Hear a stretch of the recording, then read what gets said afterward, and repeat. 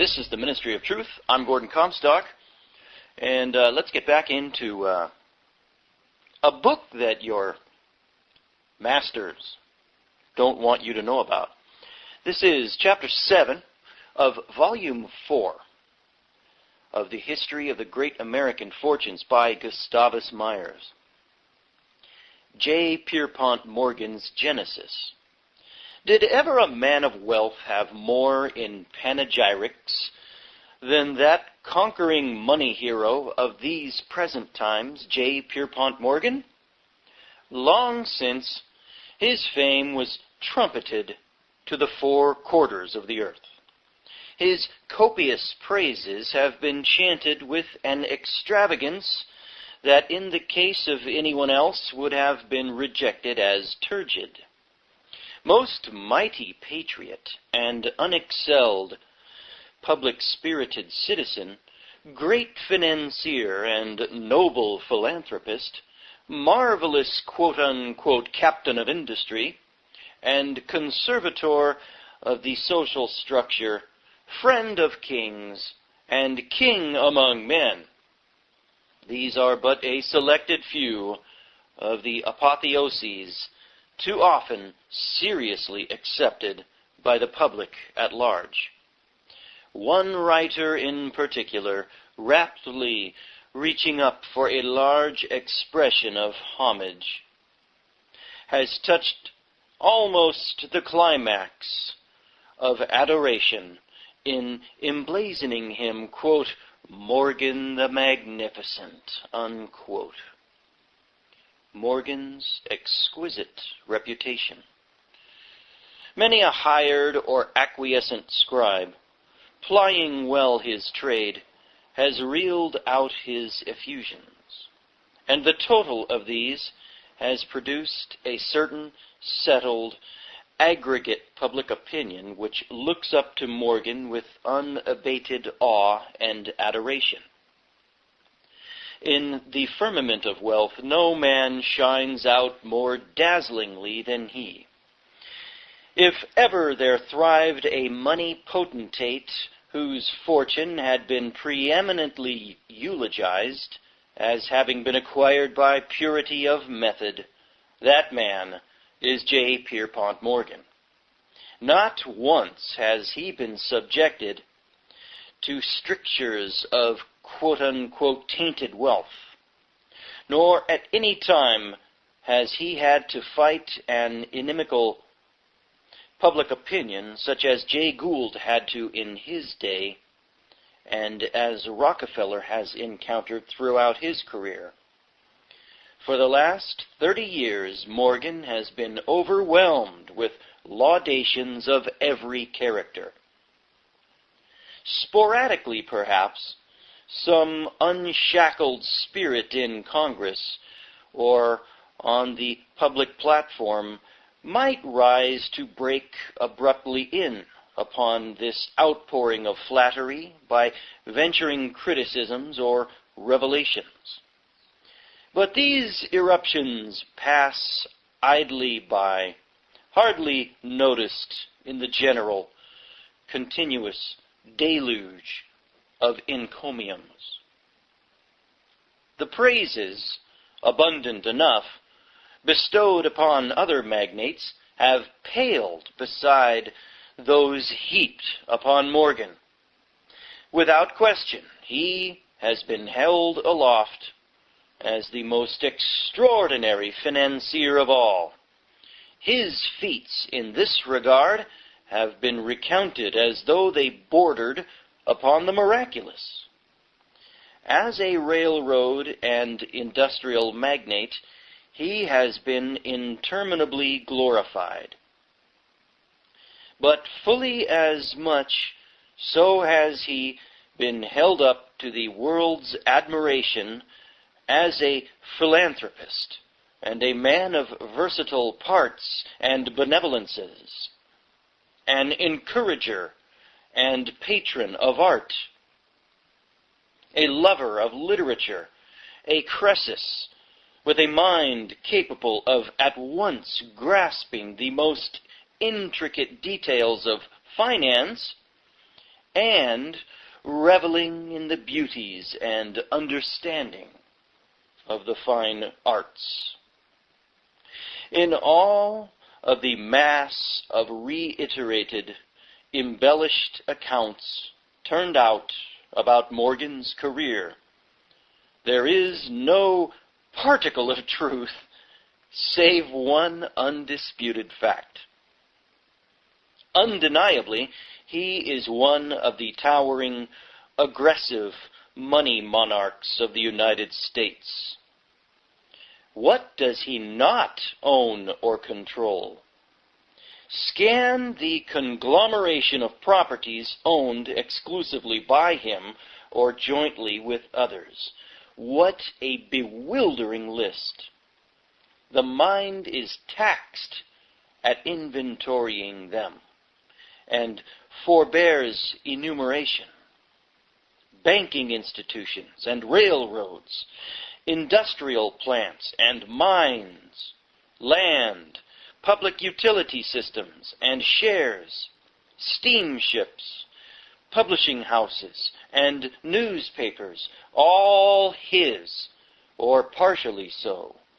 Morgan is supereminently one of the, quote, Christian men to whom God in his infinite wisdom has confided the property interests of the country, unquote.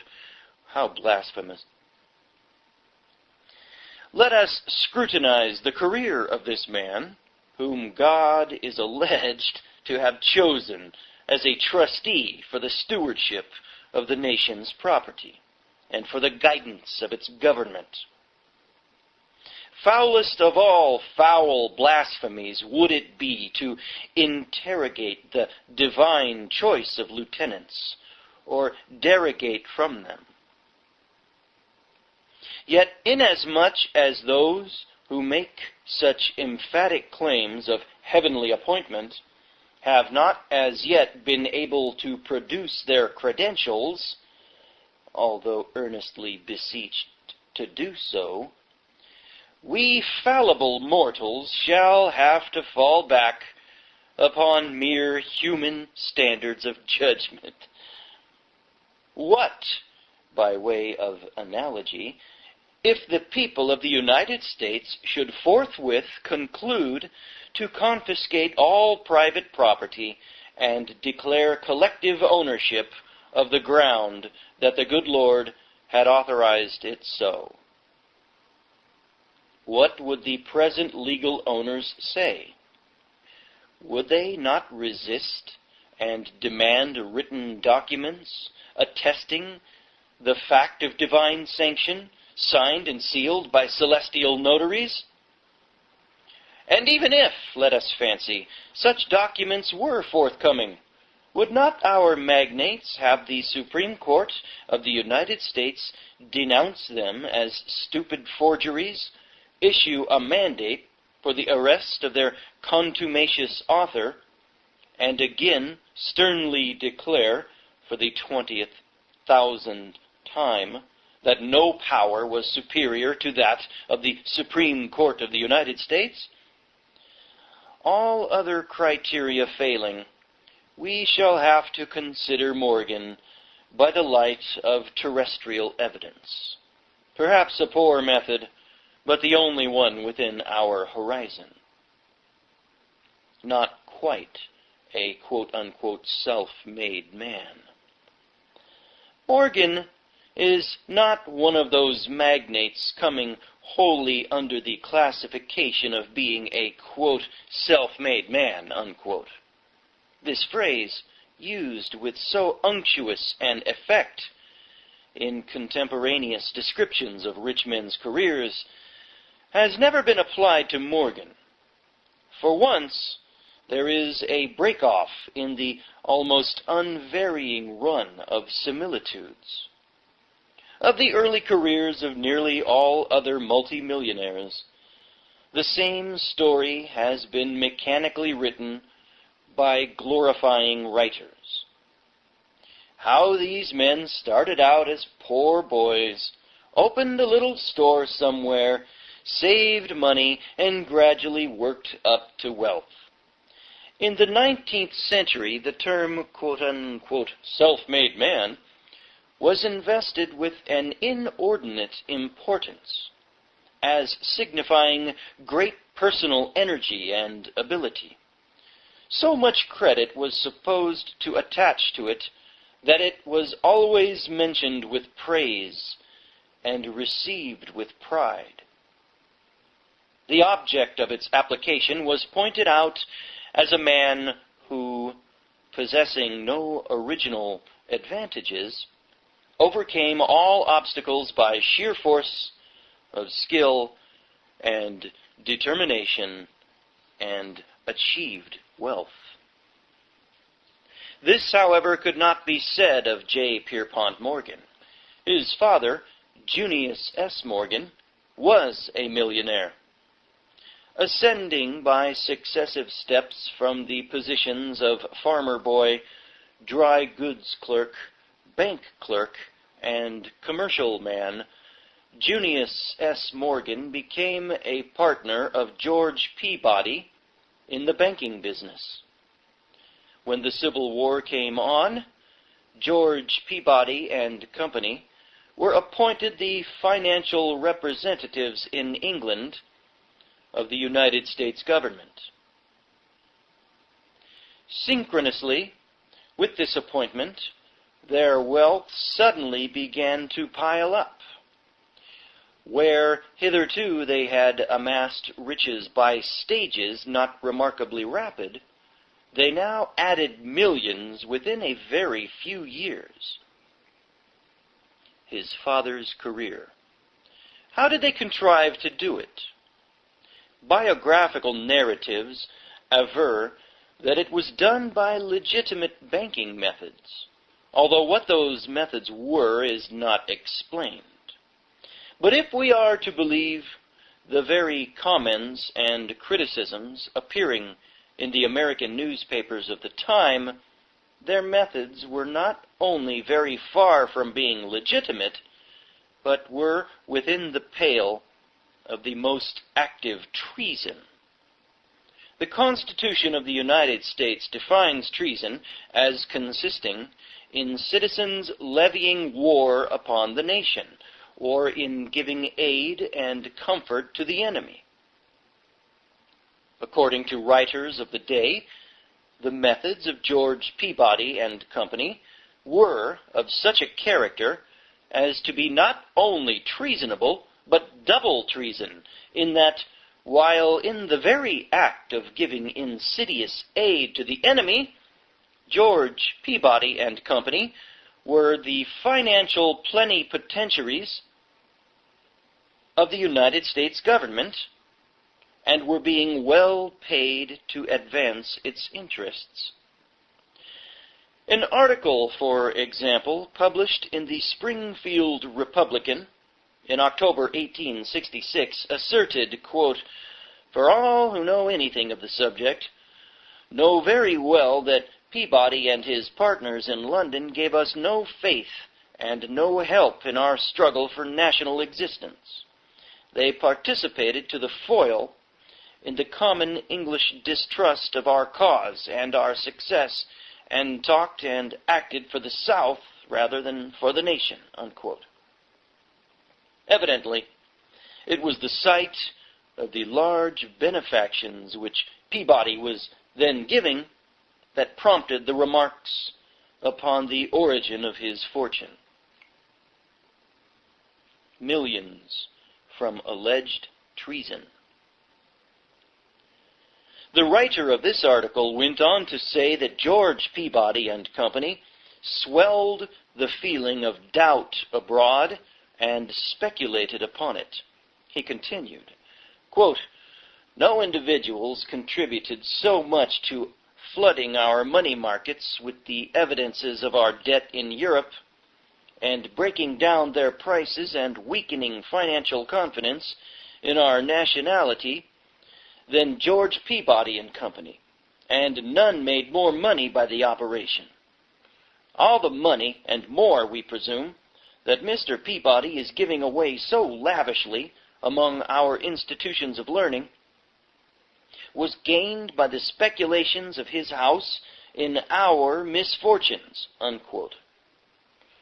A writer in the New York Evening Post, issued of October 26, 1866, also made the same statements, accusing Peabody and Junius S. Morgan of using their positions as United States financial representatives to undermine the very cause that they were paid to represent, and profiting heavily from their treachery.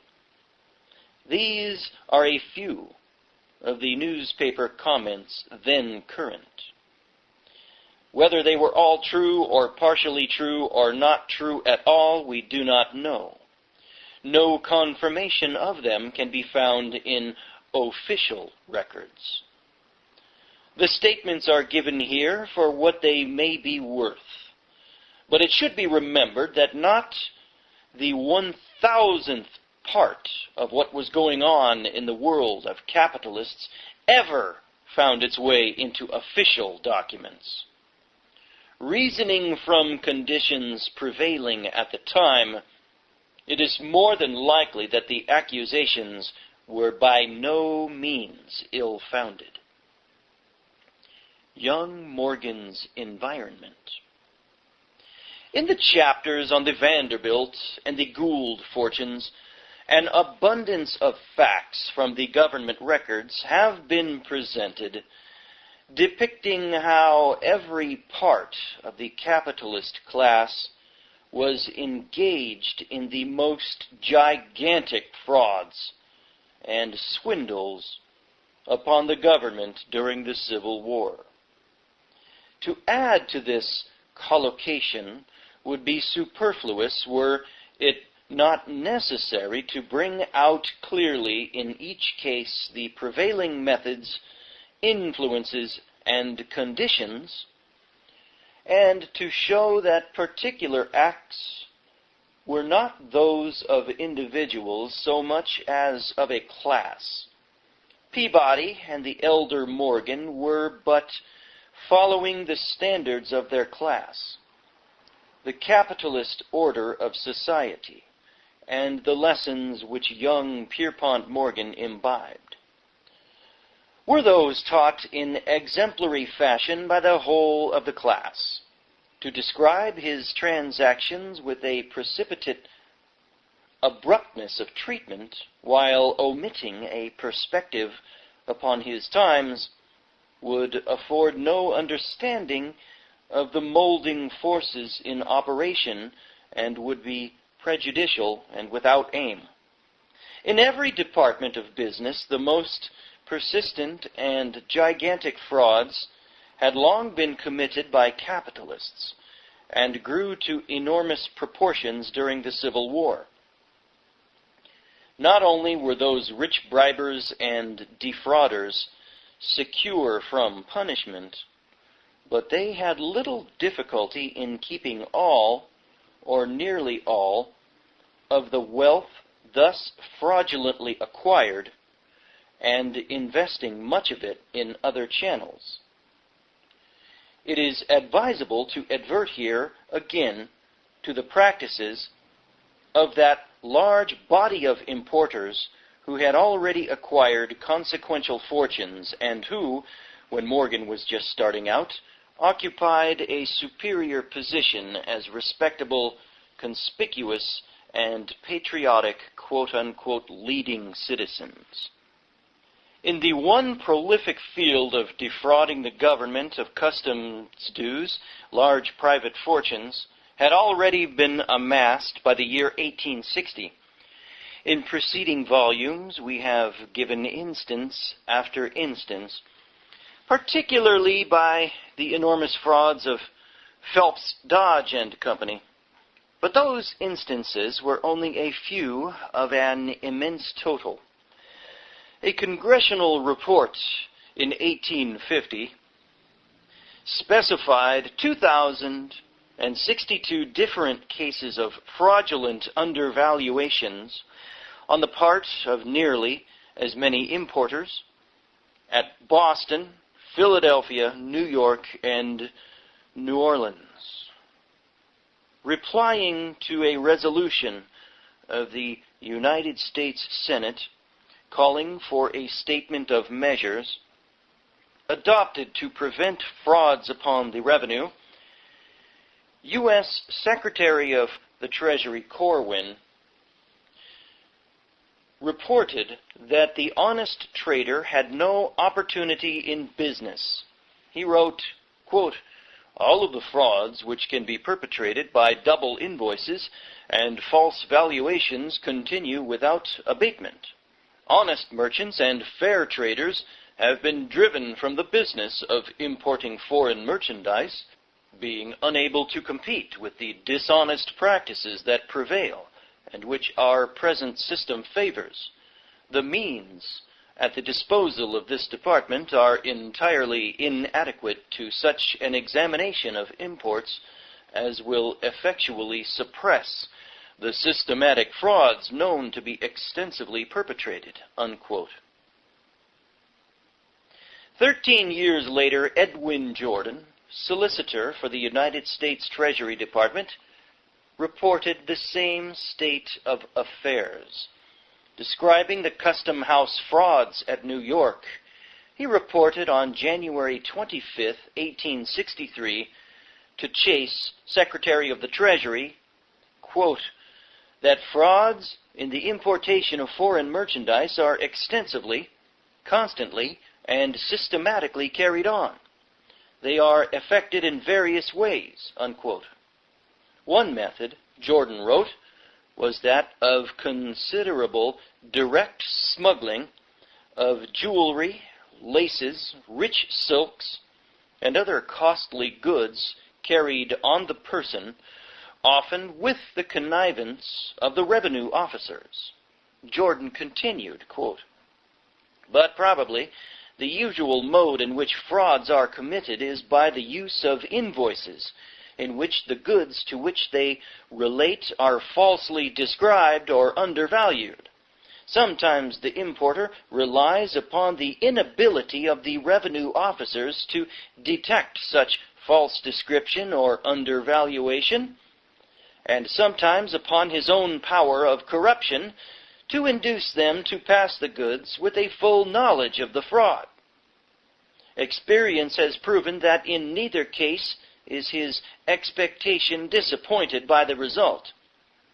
As to the accessibility of many of those employed in the custom house to corrupt influences, the evidence is, I regret to say, conclusive and startling.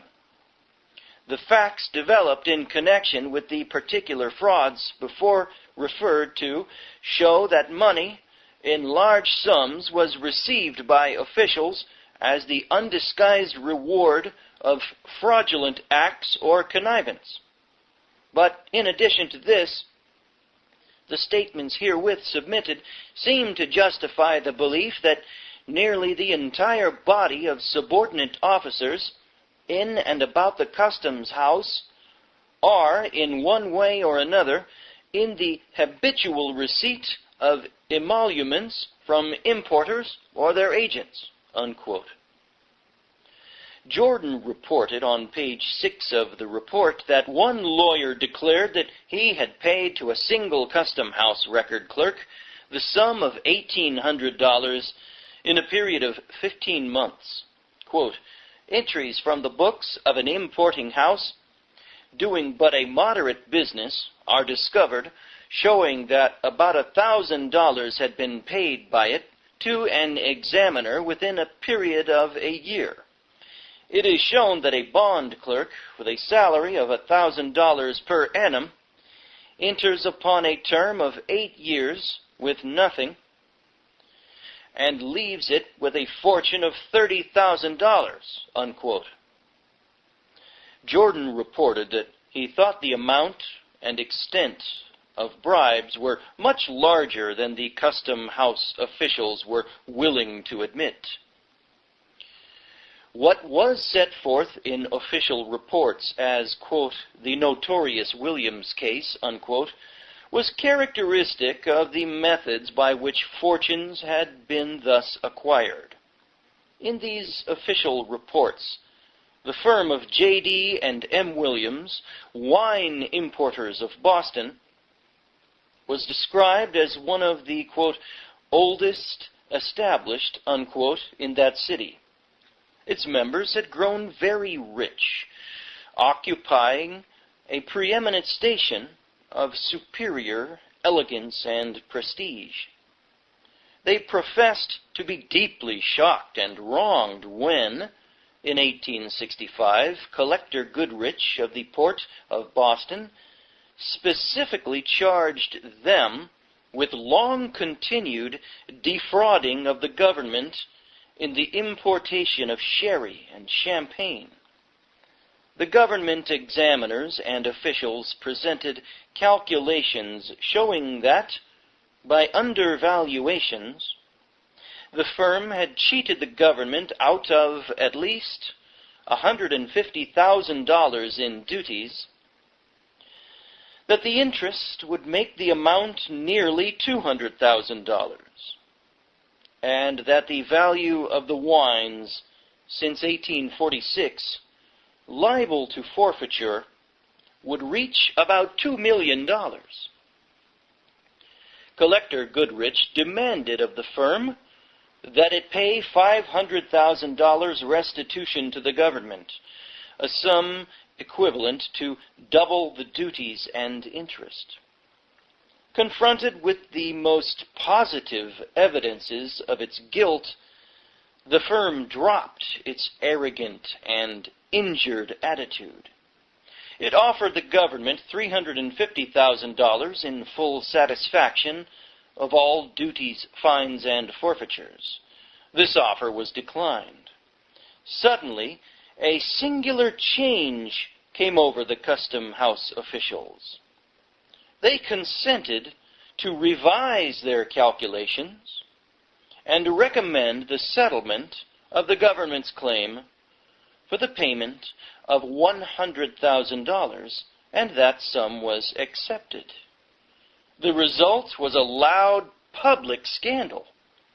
Impatient curiosity was popularly expressed as to why, after declining an offer of $350,000, the government had accepted $100,000. The House Committee on Public Expenditures investigated. This committee, on February 11, 1867, handed in 2 reports. Both reports agreed upon this fact, that during the firm's negotiations with the government, Samuel A. Way, a prominent Boston banker, obtained $31,200 from the Williams firm, whom he represented in the case. What did he do with that sum? The 3 majority members of the committee reported that there were strong indications that he had bribed custom house officials to agree to the settlement so favorable to the Williams firm. But as for the complicity of the Williamses, the majority could not entertain the suspicion, it reported, that a firm of such, quote, long unblemished reputation and wealth, unquote, could be a party to bribery and fraud. The minority report of 2 members ridiculed that of the majority. According to Mr. Williams' own testimony, it reported, quote, Way, their agent, represented to them that he must have money with which to bribe government officials into a more favorable compromise. And how did these honorable and persecuted wine importers receive the proposition? Were they shocked at it? Nothing of the kind. They did precisely what might be expected of men who, for a long series of years, had systematically defrauded the government by putting false invoices through the custom house, by as long continued a series of perjuries.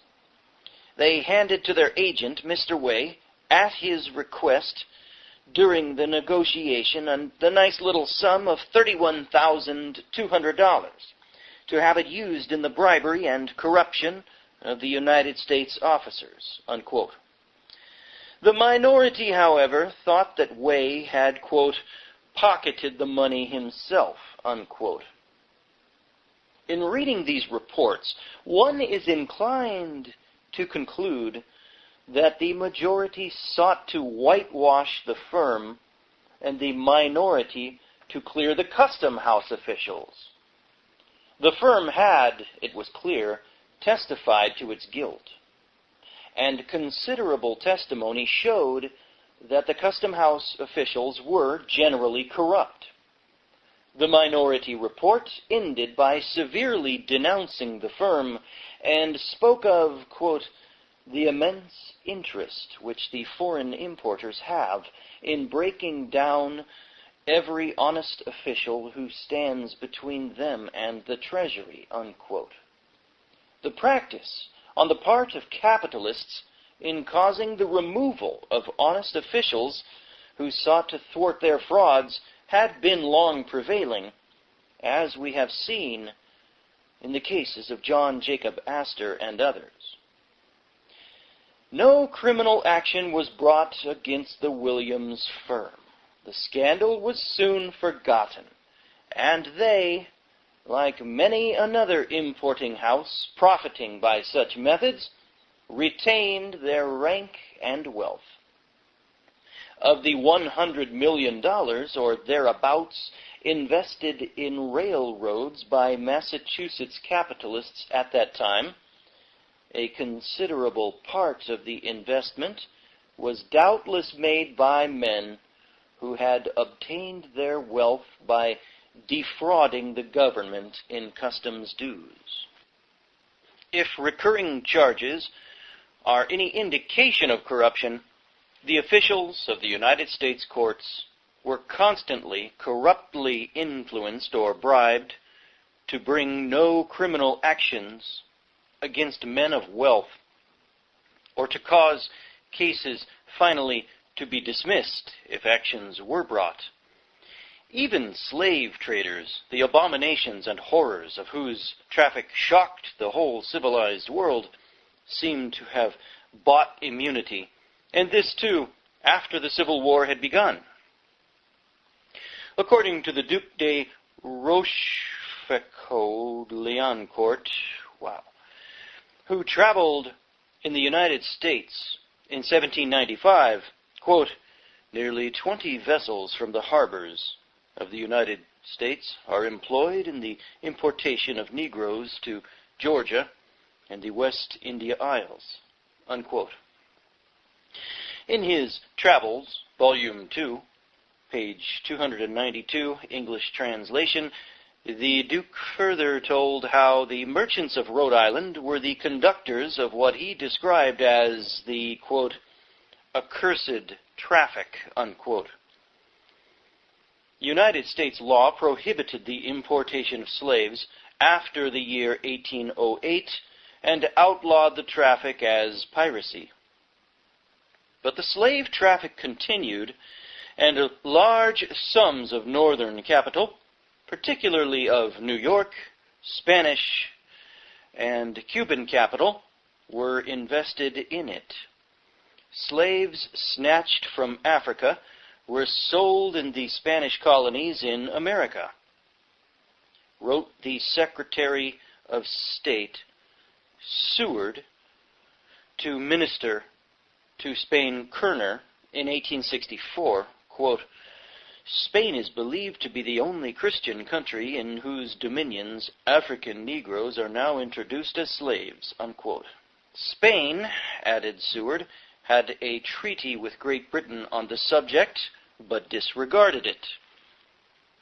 From May 1st, 1852 to May 1st, 1862, 26 American schooners and brigs were libeled by the government at the port of New York, charged with being engaged in the slave traffic. Some were seized at New York and others on the coast of Africa. Many of these vessels were condemned. On November 28, 1863, Seward wrote officially to Lord Lyons that a steamship had recently landed more than 1,000 African Negroes near Cardenas, or Sagua, Cuba. That, quote, very prominent and wealthy persons are said to be implicated in the business, unquote, and that it was believed the steamer went to Nassau after landing the Negroes. Under Spanish law, it was provided that all African Negroes captured by the Spanish government should be declared emancipados and distributed among the planters and others for a monthly compensation, part of which accrued to the government. But Thomas Savage, U.S. Vice Consul General at Havana, in describing the system, wrote to Seward, quote, a little gold judiciously distributed among the cura, captains of the district, etc., will establish the fact of the Negro's alleged decease, and the emancipado, so reported as dead, remains a slave for life, unquote. On June 19, 1861, the bark Augusta was seized by United States Marshal Robert Murray at Greenpoint, Long Island, on the charge of being fitted out as a slaver to go to Africa, and was condemned. A party of capitalists headed by Appleton Oaks Smith and his brother, scions of a well-known family, were financing the expedition. To Murray's amazement, the U.S. District Attorney's Office at New York then allowed the vessel to be bonded for an insignificant sum and licensed her to clear the port. Hastening after her, Murray again seized the Augusta at Fire Island. He then formally and circumstantially charged collusion between the slave trade interests and certain officers of the federal judiciary at New York. The Secretary of the Interior subsequently decided that collusion had not been proved. Horace Greeley's editorials of the day express the greatest indignation at this attempted cheating of justice. The case was only one of numerous such cases. Many a time slave traders had succeeded in having actions against them dropped or dismissed. We have now seen how the most successful capitalists, the founders of great fortunes, piled up their wealth by unrestrained careers of fraud and theft. We have noted how Commodore Vanderbilt pocketed millions by blackmailing competitors, and by leasing or selling worthless vessels to the government during the Civil War for exorbitant sums. The facts have been set forth how a host of other capitalists swindled the United States Treasury out of hundreds of millions of dollars,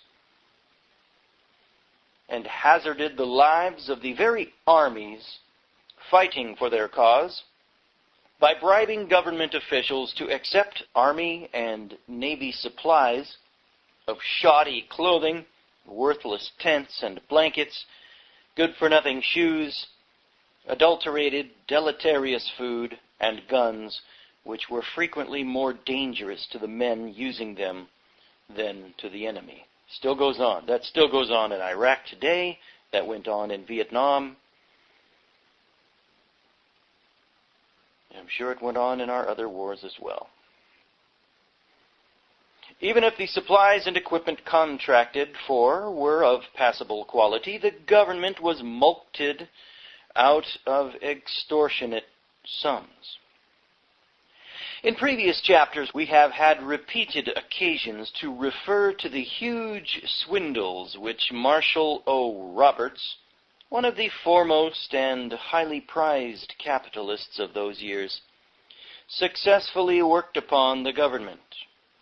Some of the vessels that he sold for transport service were so bad that one of them foundered a day or two after leaving port. Oh, man. The crew of this ship, the Union, was alone saved, and barely so at that. The ship and all her army stores were a total loss. Another ship sold by Roberts was so badly damaged on her first voyage as to be hardly able to reach port, although not without much loss of freight. But to give a succinct idea of the greater sums squeezed out of the government for vessels for which some fair degree of efficiency could be claimed, the case of the steamship Illinois need only be cited. For a few years' lease of this vessel, Roberts succeeded in getting a total rental of $370,700, yet it was appraised by a naval board as worth, all told, cost of construction and equipment included, $257,187. After the Civil War, it was returned to him in a much better condition than when he had leased it. The transaction was one of many such scandals that Congress deemed it wise to investigate. Need it be said, however, that Vanderbilt and Roberts were far from being exceptions? One of the greatest frauds of all in the extortion of large sums from the government was Thomas Clyde, the founder of the Clyde steamship line, and commonly described in biographical accounts as a capitalist of the greatest probity. According to the court records, Clyde, by fraudulent representations, succeeded in obtaining exorbitant rates for the leasing of vessels for transport service. The government discovered his frauds in time, and despite his urgent remonstrances, declined to pay the full amount that he claimed. In the suit that followed in the case of the steamer Talika, the government claimed that Clyde was guilty of a fraud, that in dealing with Quartermaster Ferguson he had fraudulently suppressed certain facts which, had they been known, would have prevented Ferguson from contracting to pay $115 a day for the vessel. In this case, the Court of Claims decided in favor of Clyde. But in the case of the steamer Rebecca Clyde, also before the Court of Claims in December 1869, the Court severely denounced Clyde's claim as fraudulent, referred to the, quote, unconscionable and exorbitant rates of transportation, unquote, and to the, quote, injustice and extortion, unquote, of Clyde's claim, and dismissed his petition. In the appeals in both cases, the Supreme Court of the United States reversed both decisions. Okay, we're going to take a break and come back on the other side and finish this guy. Bye. Okay, we're back. Continuing on with Chapter 7 of Volume 4 of the History of the Great American Fortunes by Gustavus Myers. Contemporaneous philanthropists, such of the successful capitalists as were not defrauding in many directions, were concentrating schemes of fraud in some one special direction. The Stevens family of Hoboken, New Jersey, was one of the notable examples. They were multimillionaires before J. Pierpont Morgan had outgrown boyhood. They ranked high among the leading capitalists of the country, and by donations of a part of their fortunes they became celebrated as philanthropists. They were the principal owners of the Camden and Amboy Railroad, then called in New Jersey the quote-unquote railroad monopoly. In the 15 years before 1860, they were the most notorious corrupters of the New Jersey legislature. Time after time, they bribed bills through, corrupted the elections and the courts, ignored or evaded laws, and bled the public by an illegal system of transportation charges. That they and Blair and other railroad magnates were continually debauching the New York legislature was common understanding. But it was not to be expected that the legislature would seriously investigate itself. In 1855, a specific bribery scandal inadvertently happened to become public. The legislature hurriedly appointed a catechizing committee which made a pretense of investigation and then turned in a report which harmed no one. The Stevenses not only had their direct but also their indirect sources of tribute. One of them, Edward A. Stevens, a philanthropist par excellence, was carrying on, it seems, a species of blackmailing akin to that Vanderbilt employed. As the owner of the Hoboken Land and Improvement Company, Stevens had secured a franchise for a branch railroad line from Hoboken to Newark. For many years, up to 1860, he compelled the New Jersey Transportation Company, a competitor in that one section of the state, to pay him an annual subsidy of $18,000 in order to buy him off from building the branch line. The New Jersey Transportation Company decided in 1860 that it would no longer pay this blackmail money.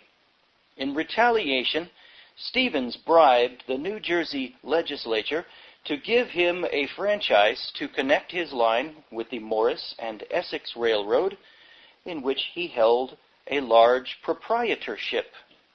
A turbulent scene ensued when the bill was passed on March 1st, 1860. Assemblyman Slate of Hudson County charged that an offer of bribery had been made to him to vote for Stevens' bill.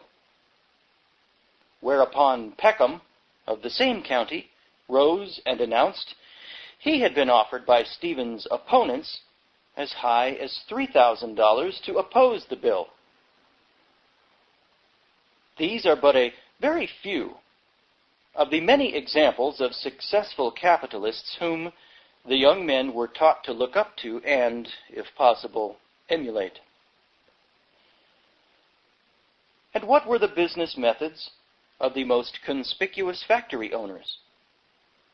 To get an even more correct focus upon the youthful career of J. Pierpont Morgan, it is desirable to continue some of the ways in which the large industrial concerns were rushing into great wealth. Asa Whitney was one of the all-important capitalists of the United States. He was a railroad projector, and his firm, Asa Whitney and Sons, owned the largest car wheel factory in the land. He was a very enthusiastic patriot. So were they all, those commercial men, brave in patriotic talk. The quality of their patriotism was particularly evidenced after John Brown's raid at Harper's Ferry. War between North and South was generally regarded as unavoidable. The South was busily preparing. What were the Northern factory owners doing? Working their plants day and night to supply the South with equipment. In the first months of 1860, the Whitney Works were run to their fullest capacity to provide wheels largely for Southern railroads. In the same months, the Baldwin Locomotive Works of Philadelphia turned out 58 locomotives, all but 4 of which were for Southern railroads. Beament and Dougherty and the firm of William Setters and Company, machine tool builders in Philadelphia, were filling heavy orders for Southern railway and machine shops. These capitalists, and all who were doing as they were, knew that every indication threatened that this equipment would soon be used in war against the very section to which they belonged, and for the interests and principles of which they professed to be such staunch adherents. In fact, some of them made declamatory patriotic speeches at the very time when they were profiting from equipping what they knew would shortly develop into an openly hostile people intent upon sustaining their purposes by armed force. The defrauding of inventors. The northern gun manufacturers did the same. Not one of them scrupled to fill Southern orders. They also refused, for the most part, to adopt any improvements or utilize any of the numerous new inventions. In pleading for the establishment of more government armories and foundries, Representative Wallace of Pennsylvania, in a speech in Congress on February 28, 1863, said, quote, "When we look at the manner in which our army and government have been defrauded by speculators, we must shrink from the idea of trusting to private contractors to furnish the necessary means for our national defense. Dependence upon private contractors for arms and munitions of war is too precarious and uncertain in all respects, as well as too costly, upon which to rest such an important and vital interest of the nation. The improvements made of late years in the power and destructiveness of all arms have rendered comparatively useless weapons that were deemed the very best perhaps not more than a quarter of a century ago. The interest of the private contractor is to discourage all change in the character of arms which his machinery is prepared to make, as machinery is costly, and every material change necessitates a corresponding change in his machinery." Unquote. The explanation of the gun manufacturers was that patriotism was not involved, that it was simply, quote, "a case of business," unquote. Doubtless it was this acute business instinct which led them to steal outright the patents for breech-loading guns. According to the conclusions of a Congressional Committee on Patents, the inventor of mechanical devices for breech-loading small arms and machine guns was George W. Morse, who took out patents in 1856. The gun manufacturers appropriated his inventions. As in the case of Goodyear and many another inventor, Morse was cheated out.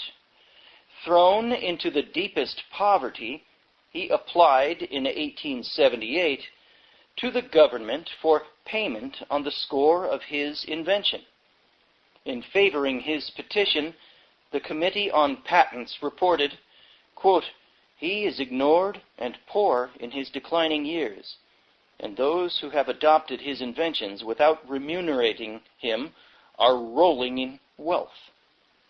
Unquote. In the case of another inventor, C.D. Schubarth, a foreigner residing at Providence, Rhode Island, a government commission reported these facts: that he had invented a new type of gun, that in order to raise the funds, he had to take in several capitalists as partners, that he was informed that to get a contract from the War Department, it was necessary to bribe one of the United States senators from Rhode Island,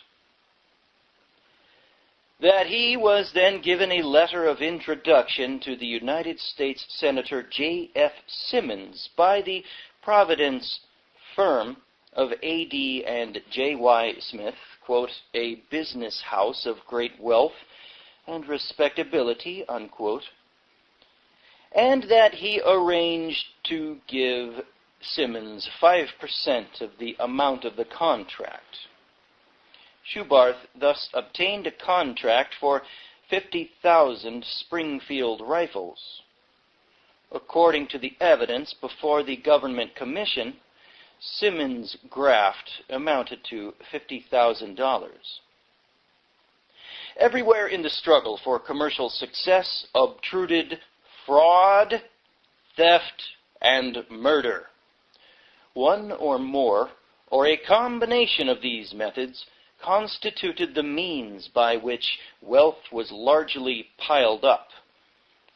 Overwork and criminal accidents joined with disease and want and worry and unsanitary housing killed off myriads of workers by sudden or lingering death.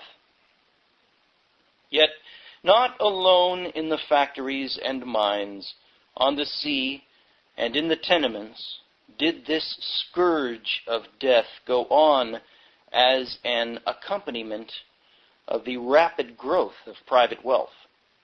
Out on the primitive plains and in the mountain fastnesses, whole tribes of Indians were ruthlessly despoiled, driven off, and then, on some pretext or other, slaughtered, so that their lands and the resources on them could be gratuitously seized.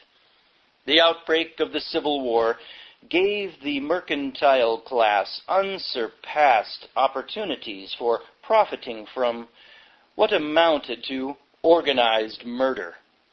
However severe this statement seems, it is in reality quite mild in describing the prevailing practices of capitalists. Wow. Profiting from organized murder. It would be quite puerile and a poor extenuation to say that they were not fully conscious of the disastrous consequences to the nation flowing from their acts. They knew the baleful results to the soldiery of imposing fraudulent army and navy surpluses upon the government, yet, spurred by the certainty of extortionate profits, they went eagerly ahead, and when their frauds were discovered, sought to block every attempt at investigation.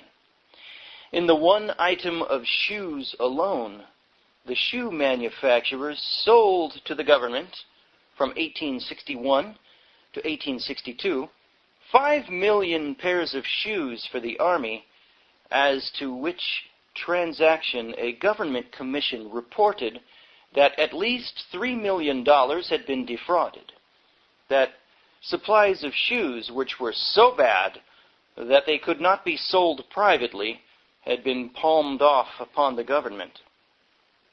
But the one equipment which the Army most urgently needed was rifles.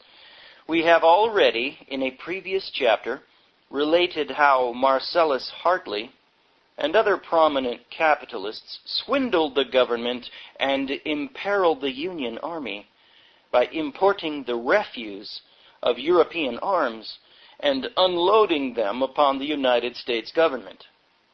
Also, we have adverted to the fact that it was greatly because of the great profits made in these transactions that Hartley was able to build enormous factories at Bridgeport, Connecticut, factories that his descendants now own. J. Pierpont Morgan was profiting from the same methods at the same time. He was, in 1861, a robust young man, just turned 24 years old. Says one of his biographers, quote, "He inherited from his parents their purity of character and exceptional abilities." What a whitewash job. Those lofty attributed virtues were not in evidence. At a critical juncture, when the Union government was most in need of soldiers, Morgan chose not only to stay at home, but to profit from the sale of worthless rifles for the arming of the men who responded to the call to arms. Abraham Lincoln was sending out his proclamations calling for volunteers. The contest was a momentous struggle, not merely between sections, but between two kinds of conflicting capitalist institutions. The so-called common people, the factory and shop workers, the slum dwellers, the professionals, and the farmers, heroically poured in for enlistment. Hundreds of thousands went forth to the camps and battlefields, never to return. Although well qualified physically and mentally for military service, Morgan avoided any kind of duty interfering with money-making and comfort. He differed in no wise from almost all of the men of position and property. They restricted their exuberant patriotism to talk and the waving of bunting, but took great care to keep away from the zone of personal danger. The rich, for whose interests the northern armies were at basis fighting, not only as a class evaded enlistment, but proceeded to demoralize, spread disability, and sow death among their own armies. Wow. While doing this, and at the same time swindling the government, states, and cities out of vast sums in army contracts, they caused the Draft Act to be amended that it gave men of property the easy opportunity of escaping conscription by permitting them to hire substitutes. Morgan's first stroke of business. J. Pierpont Morgan's first ascertainable business transaction was in one of these army contracts. And while it was not on so large a scale as those of older capitalists, it was, judged by prevailing capitalist standards, a very able stroke for a young man of 24. Its success gave promise of much greater things to come, in which respect Morgan's admirers were not disappointed. In 1857, the Army inspecting officers condemned a large number of Hall's carbines as thoroughly unserviceable and as of obsolete and dangerous pattern. The government thereupon auctioned off quantities of them from time to time at prices ranging from between $1 and $2 each. 5,000 of them, however, still remained in the Army arsenal in New York City and were there when the Civil War broke out. On May 28, 1861, one Arthur M. Eastman of Manchester, New Hampshire, made an offer to the government to buy these rifles at $3 each. Knowing the great frauds going on in the furnishing of army supplies, the government officials might well have been suspicious of this offer, but apparently did not question its good faith. The rifles were sold to Eastman at $3.50 each. But either Eastman lacked the money for payment, or had been thrust forward to act as a dummy for a principal in the background. One Simon Stevens then stepped on the scene, agreeing to back Eastman to the extent of $20,000, which sum was to be applied for the payment for the rifles. As collateral security, Stevens took a lien upon the rifles. But from whom did Stevens get the funds? The official and legal records show that it was from J. Pierpont Morgan, a great scandal of the time. The next step in this transaction was in Stevens telegraphing on August 5th, 1861, a notification to General Fremont, commanding at St. Louis, that he had 5,000 new carbines in perfect condition and inquiring whether Fremont would take them. From Fremont's headquarters came word to ship them to the Army headquarters at St. Louis at once. During all of this time, the carbines had remained at the arsenal in New York City. Upon receiving Fremont's order, Morgan paid the government the sum of $17,486 at the rate of $3.50 a carbine. The rifles were shipped direct from the arsenal to St. Louis. And what was the sum charged upon the government for them?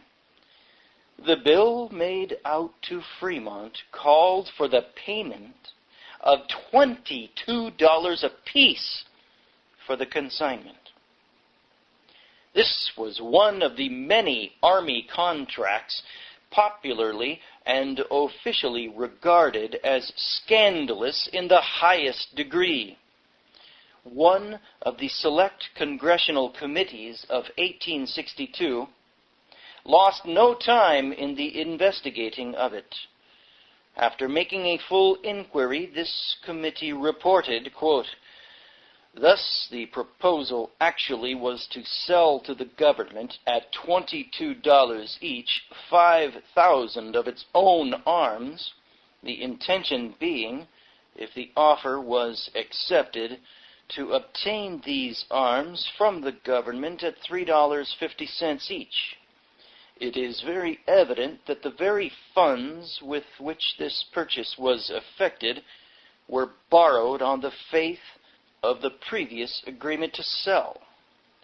The government not only sold one day for $17,486 arms which it had agreed the day before to repurchase for $109,912, making a loss to the United States of $92,426, but virtually furnished the money to pay itself the $17,486 which it received," unquote.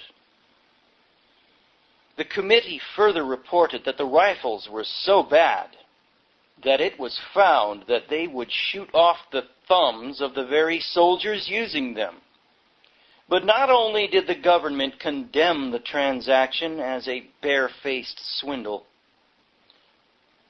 Marcellus Hartley, himself a dealer in arms and a self-confessed swindler, had declared before the committee, quote, "I think the worst thing this government has been swindled upon has been those confounded Hall's carbines," unquote.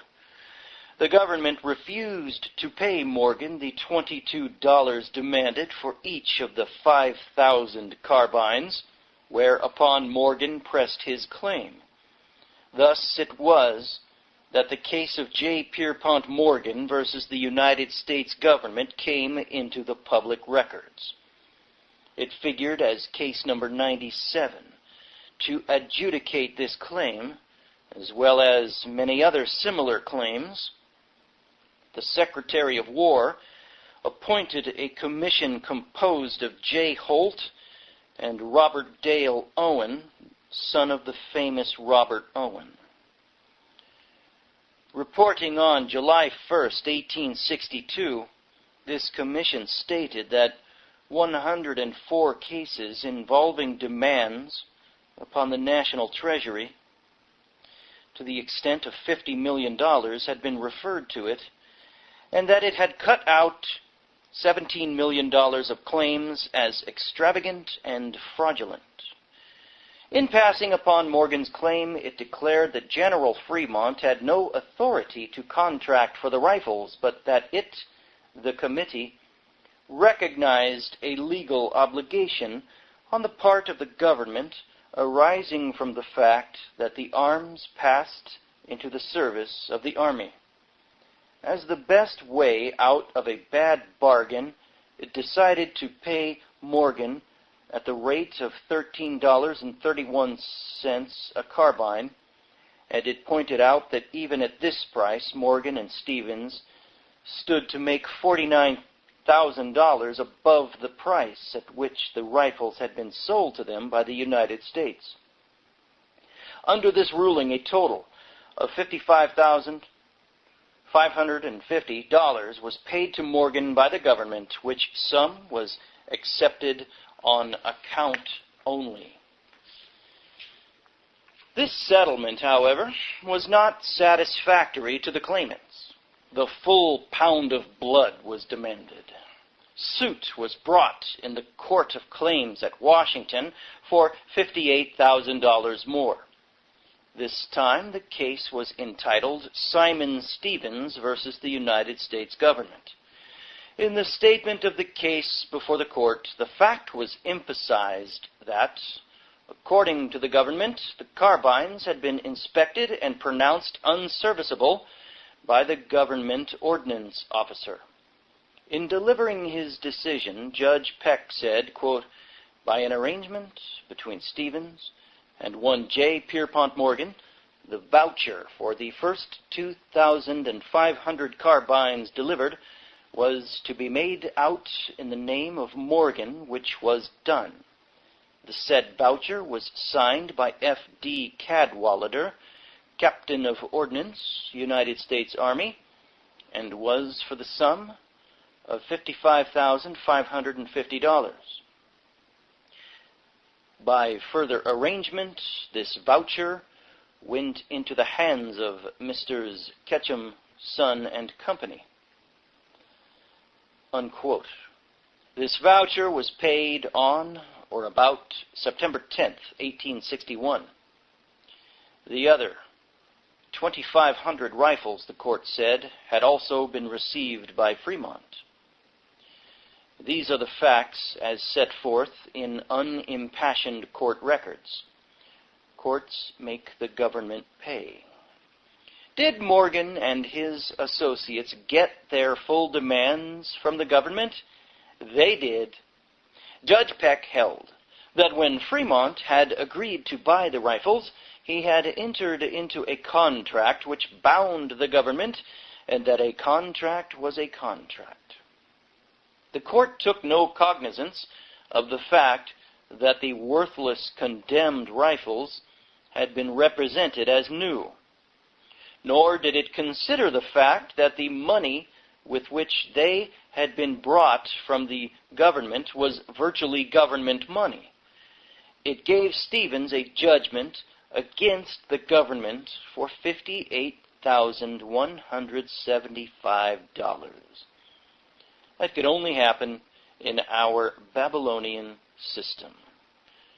In the old Mosaic Code in ancient Israel, boy, that never would happen. It was this particular decision which assured the open sesame for the holders of what were then cynically called, quote, dead horse claims, unquote, to collect the full amount of their swindling operations. The government could now plead itself defenseless against the horde of contractors who had bribed officials to accept decayed ships and defective armor, worthless arms, shoddy clothing, flimsy tents, blankets and shoes, and haversacks which came to pieces, adulterated food, and similar equipment and supplies. And you want to send your boys off to fight equipped like that by these elite thieves? As for criminal action, not a single one of these defrauders went to prison or stood any danger of it. The courts throughout the land were perennially busy rushing off petty defrauders to imprisonment, and employing the full punitive power of their machinery against poor, uninfluential offenders. This was the real beginning of J. Pierpont Morgan's business career. The facts are there, immovable and unassailable in the public records. This was the brand of quote-unquote patriot he and his fellow capitalists were. Yet, ever since, and especially so today, clergy and politicians and shallow, obsequious writers saturate the public with myths, all designed to prove Morgan's measureless benevolence and lofty patriotism. Wow. This is why we need a judgment day and the ultimate judge, Jesus Christ, finally passing judgment on these scumbags, because evidently nobody ever passed judgment on them yet. They got away with everything. That's our history. The power elite do what they want, when they want, how they want, and they bribe, cheat, fraud, swindle their way. And this is real history. This is why you can't obtain this book anywhere and have never heard of this book anywhere, because the power elite do not want you to know this stuff. They want you to think that we were a Christian nation and we're a Christian nation still, and it's God bless the USA, and God breathed this country into being, and this country, blah, blah, blah. It's completely the opposite. Completely the opposite. God sees how it is.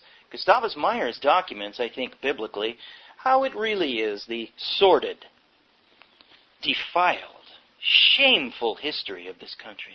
The real rulers and their shameful deeds, murderous deeds. Folks, this has been Chapter 7 of Volume 4 of the History of the Great American Fortunes by Gustavus Myers. Don't expect to see this book anytime soon in your local Barnes & Nobles, Borders, Walden bookstores.